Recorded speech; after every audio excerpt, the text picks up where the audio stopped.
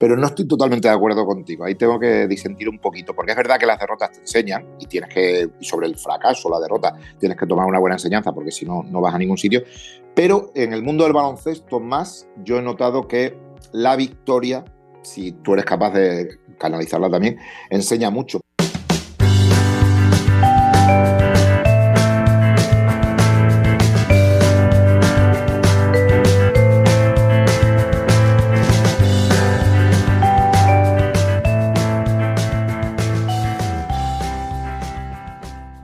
Más control. ¿Quieres ahorrar tiempo y dinero? Somos Abril Soft, La solución más avanzada para el control de recursos humanos y nómina en hotelería. Tiene acceso a la información más importante en tiempo real. Únete a los cientos de corporativos y colaboradores exitosos que ya confían en nosotros.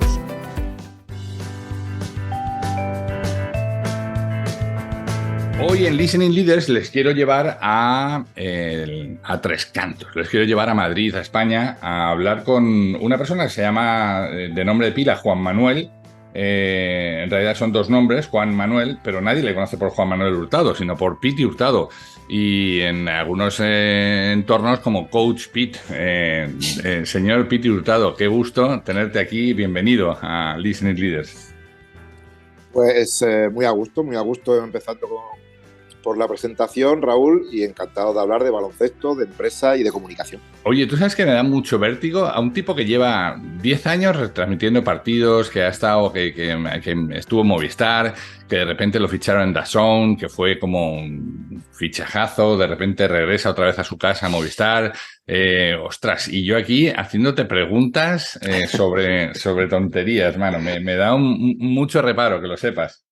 Bueno, tú que conoces tanto la cultura de la empresa, tanto en España como en Estados Unidos, yo soy un fruto de mis propios fracasos, ¿no? O sea, yo quiero, todavía en presente, y quería ser un entrenador, el primer entrenador español en ir a la NBA, y al final la comunicación parece que los demás dicen que se me da mejor, y entonces no soy un gran entrenador y soy un comunicador de medios televisivos.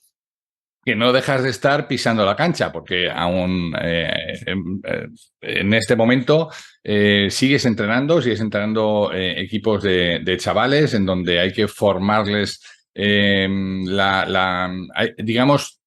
A mí me gusta mucho el tema de los chavales porque es donde de verdad puedes marcar una diferencia, donde les puedes generar una semilla que luego ellos irán desarrollando más adelante, pero plantar esa semilla bien y que entiendan el baloncesto como un deporte, como una diversión, como una forma de entender la vida, yo creo que es una oportunidad única, ¿no? No sé si ese es el driver para seguir entrenando chavales.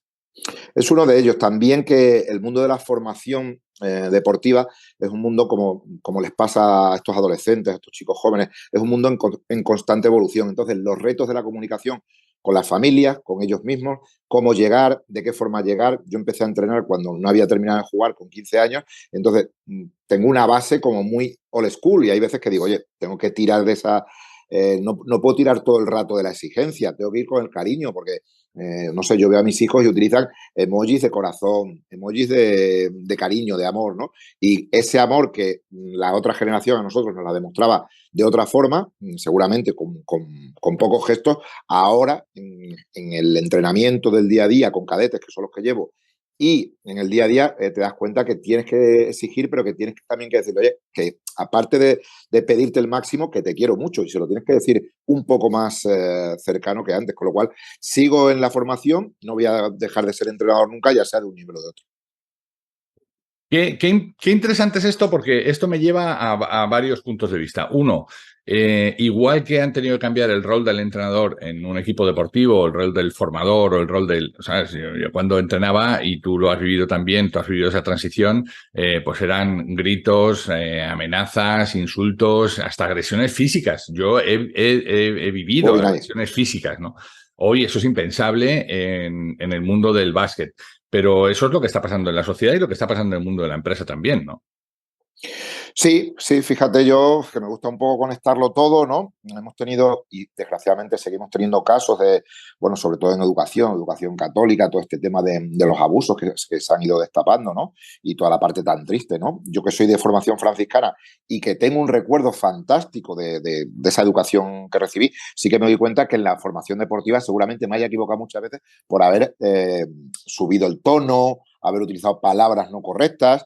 Y ese es otro reto, es el reto comunicativo, porque un entrenador no deja de ser un comunicador que tiene que llegar a un grupo de chicos para conseguir el máximo rendimiento con el menor resentimiento. Y entonces, en el día a día, esa es una de las cosas que más me llaman la atención, es decir, cómo era que hay del Piti de hace 25 años en el Piti de hoy en día, ¿no? Es verdad que cuando se le da el rec y tenemos que hablar de medios de comunicación, una charla como esta, como que, bueno, pues tienes unas líneas rojas que no vas a traspasar, pero cuando estás en una cancha de juego y hay otros factores ambientales, ¿no?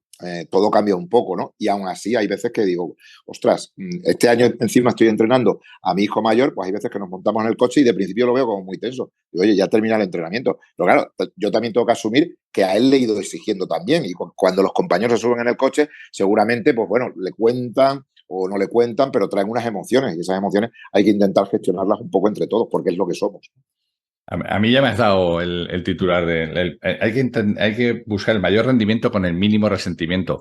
Qué poco importaba el resentimiento en el pasado y qué poco sigue importando en la empresa. Aquí las cosas se hacen cueste lo que cueste. Esta conversación la he tenido hace una semana con una persona en Atlanta, Georgia, que me decía, me importa poco cómo se sientan. Lo que quiero es que hagan. Ostras, pues te va a durar poco este asunto, ¿no? O sea, al final tú tienes en el corto plazo, tú tienes resultados en el corto plazo, pero en el largo dejas tierra quemada y ese resentimiento no lo recuperas nunca, ¿no? No sé si eso sigue pasando en el básquet, ¿no? Sí, yo creo que sí, yo creo que sí. Y desde mi punto de vista, un poco externo de los medios de comunicación, empresas grandes con las que he trabajado y he colaborado, me gusta mucho este tema que sacas porque siempre pienso un poco, yo tengo un contacto con todos los departamentos, digamos, tangencial, pero bueno, no dejo de pensar en ello. Y los departamentos de recursos humanos, que es un poco, siempre están dándole vueltas a todo este asunto, ¿no? Del rendimiento. Yo que he trabajado mayoritariamente como freelance, pero con una posición importante, con una voz importante en lo que sale digamos, a antena, me llama mucho la atención que sí, hay que rendir, pero ¿cómo te estás sintiendo? ¿Cómo os estáis sintiendo? La gente de staff, está claro que el Departamento de Recursos Humanos está muy encima o quiere estar muy encima de ese rendimiento, más esa felicidad, ¿no? Ahora hay mucho, ¿cómo se dice? Happiness Chief Officer y cosas así, ¿no?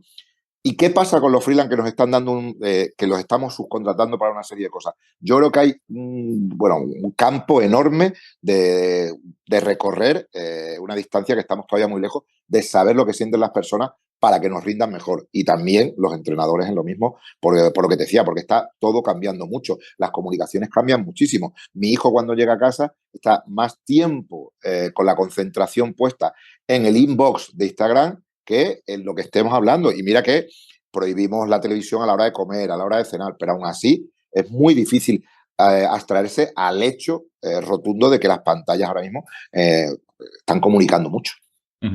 Fíjate que esto que comentas es tú como una voz autorizada, no solamente del básquet, sino de la extensión que esto tiene para las empresas.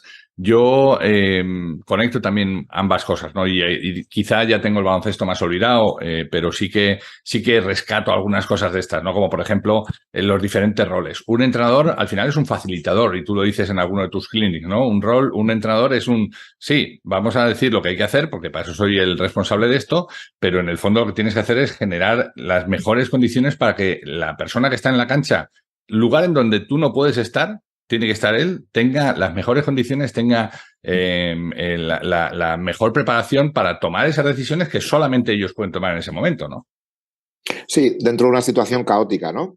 Si en la empresa tú te enfrentas a una cuenta de resultados que tienes que comparar con la gente de tu sector, tú como entrenador intentas adoptar un argumento muy Aito García Renés en ese sentido de que el esfuerzo es lo más importante y te tienes que medir contigo mismo, pero cada sábado o cada domingo te estás midiendo contra otro y con unas capacidades, pues te llega el Real Madrid cadete y en teoría físicamente, técnicamente son mejores porque tienes unos jugadores a los que tú no puedes acceder, ¿no? Entonces tratas de, el día que claramente son superiores, tratas de bunkerizarte y decir, chicos, nosotros tenemos que mirar a nuestro esfuerzo, a nuestro rendimiento. Pero luego hay otro día que ese caos te lleva a emparejarte con alguien con quien, si tú has hecho las cosas bien, le tienes que superar. Y siempre decimos que la competición, no debemos, pero la competición forma parte de la vida y forma parte de la evolución de esos chicos el día que pasen a la universidad, a una primera empresa o lo que sea, porque solo un 1% o menos van a ser los que sean deportistas profesionales, con lo cual tenemos que enseñarles a que esa competición es sana y a saber digerirla, con lo cual es un reto que a mí me asombra porque tiene tantos matices y sobre todo en esa relación que tenemos de facilitador, como tú has dicho, es tan importante saber llegar al corazón de cada uno porque es complicado porque ellos hay veces que, tanto los chicos jóvenes ahora mismo, los que juegan o la gente joven que accede a las empresas, pues no sabes exactamente lo que están pensando, ¿no? Fíjate que para saber llegar al corazón, no solamente los entrenadores tienen que tener en la mente esas características técnicas del jugador. Yo quizá no he sido vamos, quizá no, definitivamente no he sido un buen jugador técnicamente, pero sí que aportaba otras cosas al equipo que eran igualmente importantes, ¿no? Como la capacidad de aglutinar personas, como, no sé, y al final tú tienes que conocer esas características personales que tiene cada uno.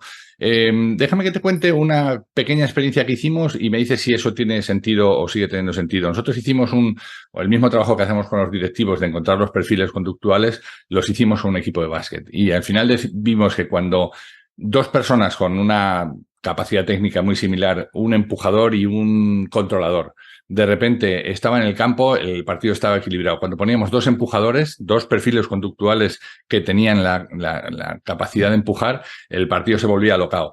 Y esta es otra de las características que hay que tener en cuenta los jugadores, ¿no? Cómo son de natural, ¿no? Y no solamente cómo saben votar o cómo saben tirar, ¿no? Sí, fíjate que tú has empezado un poco la conversación hablándome eh, del base, del alero, de las capacidades que tienen cada uno. Pues fíjate que yo actualmente cuando tengo que definir, cuando tengo que comentar un partido de baloncesto, quizá un poquito más en NBA que en Europa, pero en Europa también, ya casi intento no hablar de base, escolta y alero. Hablo de dos generadores, de dos pequeños, que lo que tienen que hacer es subir la bola, porque ya el escolta sabe votar mucho mejor que antes. Quizás no sea un líder carismático como era un Corbalán, que será el que tengamos en la cabeza, o un base tipo Ricky Rubio, que es el que tiene todo, lo controla todo. Pero sí que estamos hablando de jugadores con la capacidad de generar y jugadores con capacidad física para darte otras cosas, rebote, tapón, intimidación y demás, ¿no? Una frase que creo que viene del fútbol, del fútbol, digamos, un poco más fino, ¿no? A mí me gusta fijarme en el fútbol de lo que me pueda aportar, no de esta masificación mediática que me atonta. Entonces hay una frase que dice que es muy importante mezclar los que acarrean el piano, o sea, los que cargan el piano y los que saben tocar el piano, ¿no? Entonces se trata de que ese talento de saber hacer algunas cosas sin tener mucho nivel físico con un poco lo contrario, ¿no? El tener un poco eso. Pero yo te voy más allá y te lanzo otro reto. Somos capaces, porque entonces, según tú me describes como jugador, era fácil entrenarte, aglutinabas a tu alrededor, no eras técnicamente el mejor del equipo, pero le ponías mucho esfuerzo, sabías relacionarte. ¿Qué pasa cuando nos llega? Porque claro, el jugador coachable, jugador entrenable, ostras, todos queremos 12 de esos. Y todo jefe quiere en su equipo pues un porcentaje muy alto. Going, sí, sí. Claro, entonces el tema es que un día tienes que tener a un Teodosic, que es un base muy, muy imaginativo, pero difícil de tratar, ¿no? Entonces, para mí lo difícil es cuando Phil Jackson en su día es capaz de meter a Dennis Rodman en una dinámica en la cual es muy necesario cuando el reto sea más difícil, pero en el día a día es muy difícil de llevar. Y él tenía la capacidad, que yo no tengo y creo que no voy a tener nunca, de decir, bueno, como yo tengo mucha, no sé si genética o exógena, mucha capacidad de saber perdonar, de tener compasión, no en el sentido caritativo, sino una compasión sobre las capacidades que tiene cada uno, pues él fue capaz de hacerlo con Dennis Rodman en los Bulls y con Metta World Peace, que era otro jugador también tela en los Lakers. Y eran jugadores que fueron fundamentales para ganar anillos. O sea, seguramente para ganar el 1 de noviembre a un equipo de abajo lo puedes hacer con otros jugadores. Pero hay un momento en el que tú necesitas que determinan jugadores que son muy difíciles de llevar, ya sea, y que tienen unas características más técnicas como Teodosic, o más físicas o de más capacidad como Dennis Rodman. Entonces, esa es la parte difícil. Yo creo que hablar de los roles está bien, pero lo difícil es, cuando te llega un rol más difícil, saber adaptarlo al equipo y decir, y este nos va a ayudar porque es la pieza que nos falta. Claro, lo que pasa es que yo creo que eso en el mundo de la empresa al final se sustituye rápido, porque oye, sí, muy bueno y tal, pero mira, yo prefiero tener yes men, ¿no? Al final es mucho más sencillo dominar a personas o trabajar con personas que sean fácilmente dominables y que te digan que sí a todo, a pesar de que no tengan una idea buena, pero al fin y al cabo te hace la vida más sencilla, ¿no? Yo creo que en el mundo de la empresa se peca mucho de eso, ¿no? En lugar de decir, ok, este tipo es un tipo complicado, es alguien difícil de llevar, pero coño, es que es buenísimo en lo suyo, ¿no? Y me puede aportar un montón de cosas. Y yo creo que esa es una enseñanza también. Pero hay otra enseñanza que me gusta mucho el baloncesto que me gustaría transmitir aquí a la gente que nos ve, que no está tan relacionada con el mundo del básquet, y es que el entrenador, por mucho que quiera y por mucho que sepa, no se puede poner a jugar. Y esto en el mundo de la empresa también nos pasa, ¿no? Que de repente el entrenador acaba diciéndole a uno, déjame que esto no te preocupes que lo hago yo. Coño, tú no puedes salir al campo ahí a jugar, a tirarse los triples, ¿no? Sí, se me ocurren dos ideas para responderte aquí. Una, la del principio de Peter, ¿no? El hecho de que tú eres muy bueno jugando, entonces como eres tan bueno y tú quieres cobrar más o quieres tener un rol mayor, te ponen de jefe de departamento, de entrenador en ese caso, en el baloncesto, porque ya no puedes jugar porque tus piernas te dan poco, ¿no? Y no todo el mundo vale. Sin embargo, el jugador profesional, que eso a mí me creó mucha frustración en los primeros años en los que yo me enfrentaba al mundo profesional, el jugador profesional, al tener un networking mucho mejor, tiene más posibilidades de entrenar en el alto nivel. Y hay algunos que triunfan, Pablo Lasso es un gran ejemplo, y hay otros que fracasan, habiendo jugado baloncesto, porque no es lo mismo jugarlo bien que explicarlo bien o convencer bien. Y luego te voy a poner un ejemplo curioso y gracioso sobre lo que comentas, ¿no? De quitaros de ahí que me voy a poner yo. Me ha hecho mucha gracia porque yo entrené en Japón, en Hokkaido, que es la prefectura del norte, en la ciudad de Sapporo. Y el entrenador que había entrenado anteriormente en esa franquicia de la primera división japonesa era Joe Bryant, el padre de Kobe Bryant. Y había sido jugador de la NBA, no tan bueno como su hijo, luego jugó en Italia mucho tiempo. Y yo les decía, oye, ¿qué tal Joe Bryant como entrenador? Dice, pues, coach, lo que pasaba es que cuando él veía que los jugadores no eran capaces de hacerlo bien, se ponía él a jugar. Y es que ya tenía 55, 56 años. Entonces quedaba todo como un poco raro, ¿no? Y bueno, y eso pasa, ¿no? Y cuando no tienes una formación y cuando tú crees que eres mejor de lo que eres, pues pasa y no es un buen ejemplo, porque hay cosas que no puedes hacer como jefe, evidentemente. Oye, otra de las cosas que me llama la atención es en el perfil de entrenador, si lo llevo al paralelismo de la empresa, es que al final pasas muchísimo tiempo preparando los partidos, muchísimo tiempo preparando los entrenamientos no se improvisan, ¿no? En el mundo de la empresa pasan dos cosas. Una, que se entrena poquísimo y siempre se está jugando un partido a cara de perro, o sea, cada día que levantas el cierre en la tienda estás jugándote la cara de perro y te puedes equivocar poco porque fuera hay clientes que están sufriendo las consecuencias, ¿no? Y se entrena poco. Pero ¿cuánto de importante es entrenar y preparar para ese momento de la verdad, ¿no? Yo creo que es fundamental, yo creo que es fundamental. No voy a, o sea, yo ha habido veces que no he tenido el tiempo suficiente para preparar un partido y me he sentido desnudo. Luego es verdad que si te relajas eres capaz de sacar una preparación de años, ¿no? O sea, que realmente te vienes preparado durante mucho tiempo, pero sí que me recuerda lo que me comentas a lo que me ha pasado en algunas empresas con las que he colaborado a nivel televisivo. No en la actual no sería el caso, en Movistar, que acabo de fichar, pero sí que en otras me ha pasado que el jefe de contenidos llegaba a una reunión y esa reunión era de baloncesto. Entonces yo notaba que él, bueno, pues tormenta ideas, venga, ¿qué opináis, chicos? Pim, pam, tal.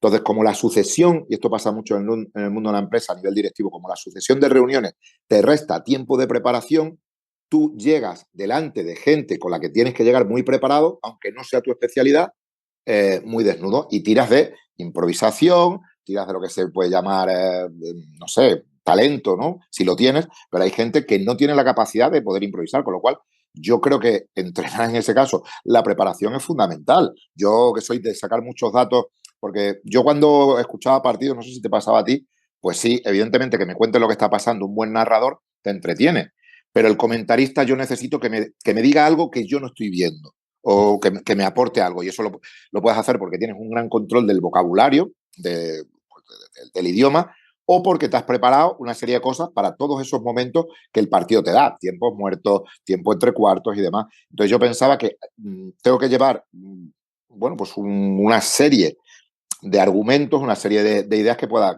trasladar. Y eso solo se consigue dedicándole tiempo y con mucha pasión. O sea, yo siempre digo que he trabajado muy pocos días en mi vida porque siempre me he dedicado, ya sea a través de la comunicación o de lo otro, o de entrenar a lo que era mi pasión. Y como no fui un buen jugador, que ni siquiera llegué a jugar en nivel profesional, pues todavía ese pequeño trauma lo he convertido en una pasión más grande, porque tengo compañeros que jugaban muchísimo mejor al baloncesto que yo, que se dedican a otras cosas y yo no los veo felices del todo en lo que hacen.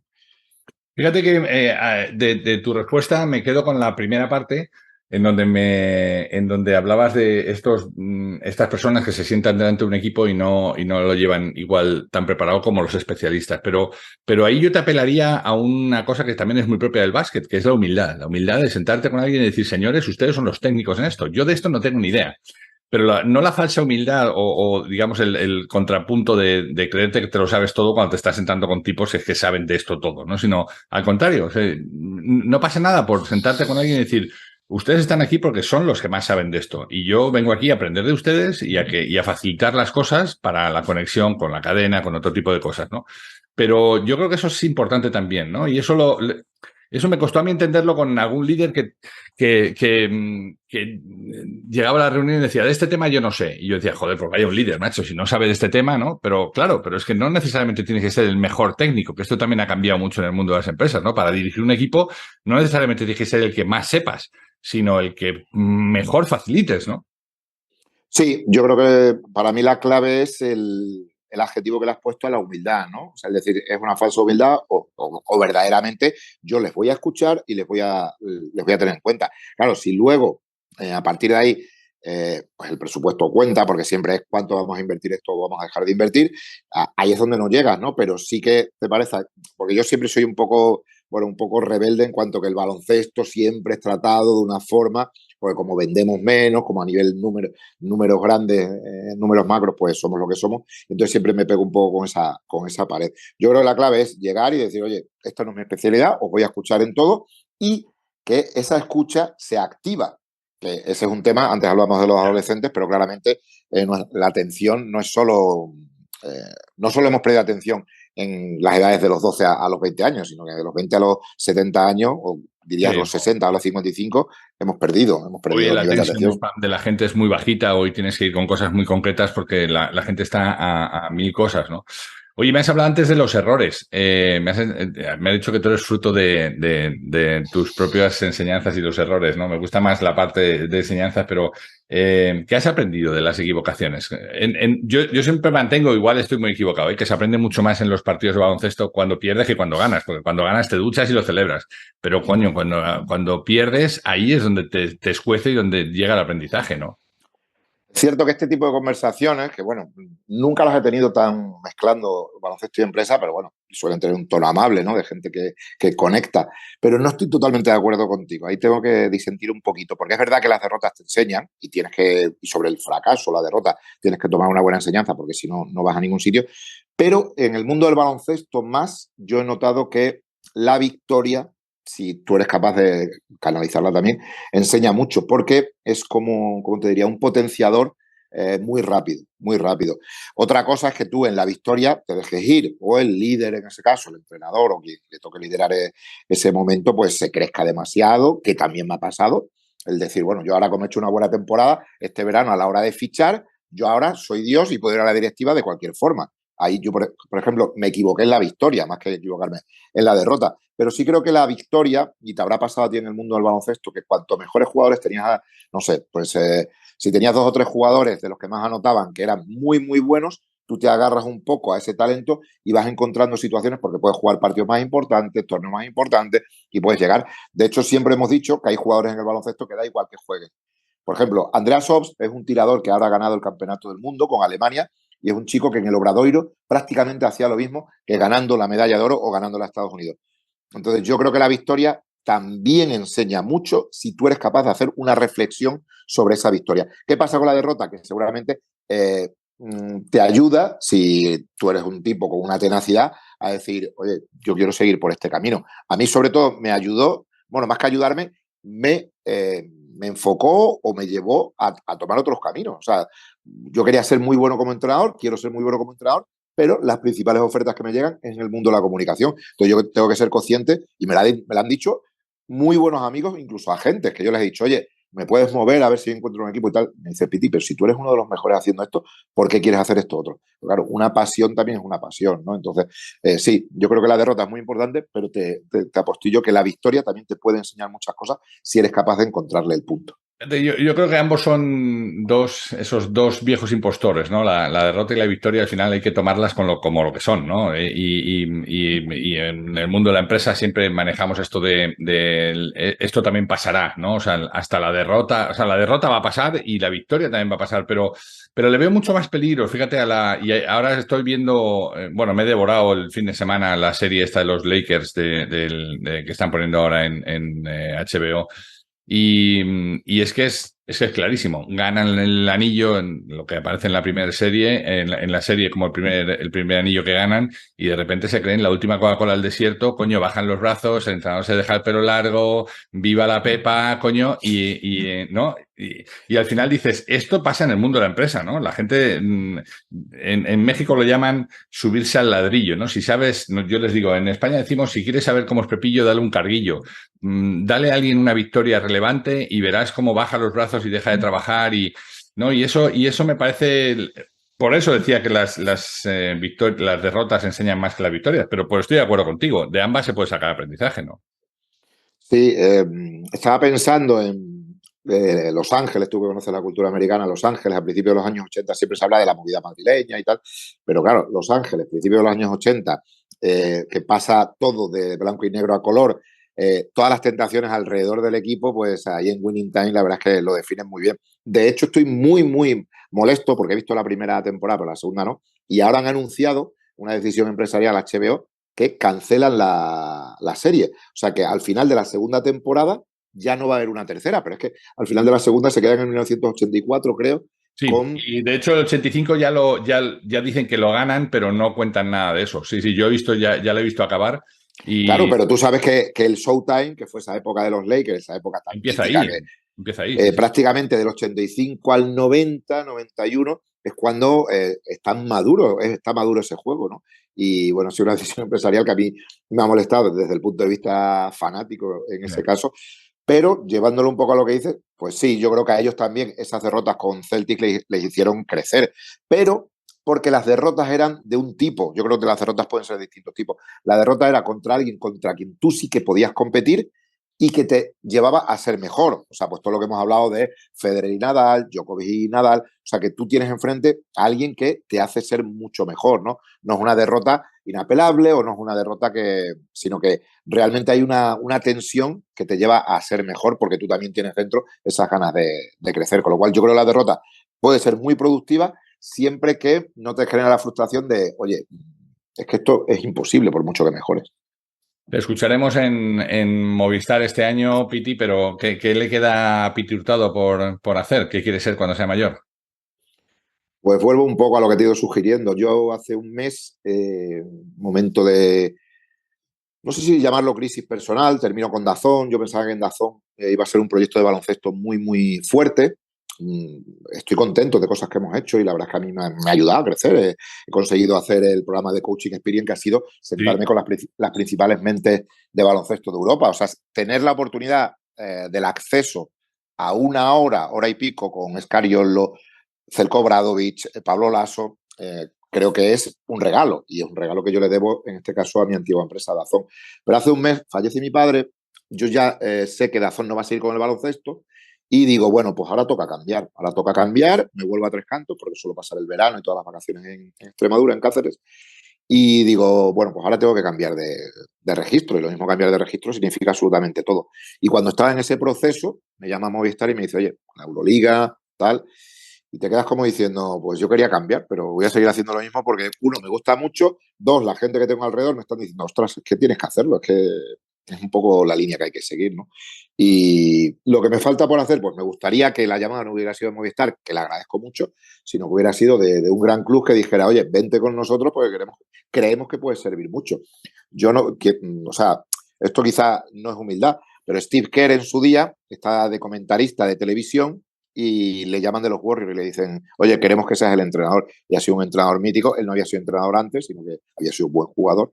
Pues a mí me gustaría que algún día alguien creyera en mí, en eso, y si no, ser capaz de, en el mundo del deporte o en el mundo de la comunicación audiovisual del deporte, tener la oportunidad de el baloncesto, que sea muy importante, porque siempre lo va a ser en mi vida, pero también poder pasar al mundo del documental deportivo, ¿no? Y poder contar historias un poco más profundas. Una de mis...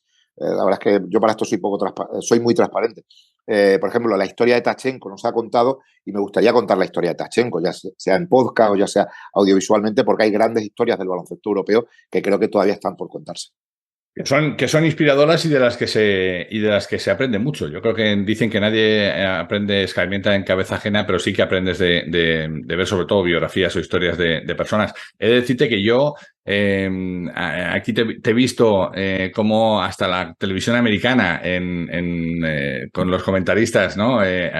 Hicieron un vídeo sobre cómo tú te metías ahí en la pantalla y tal. O sea, les ha llamado la atención, has dejado aquí una buena huella.